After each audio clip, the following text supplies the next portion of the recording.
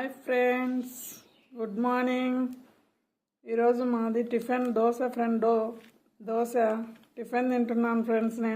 మీరు తిన్నారా? దోశ అంటే ఎంతోమందికి ఇష్టము. కామెంట్ బాక్స్లో కామెంట్ చేయండి ఫ్రెండ్స్. పల్లీల చట్నీ దోశ. హాయ్ ఫ్రెండ్స్, నేను టీ తాగుతున్నాను ఫ్రెండ్స్. టిఫిన్ తిని టీ తాగుతున్నాను. టీ తాగి షాప్కి వెళ్ళాలి ఫ్రెండ్స్.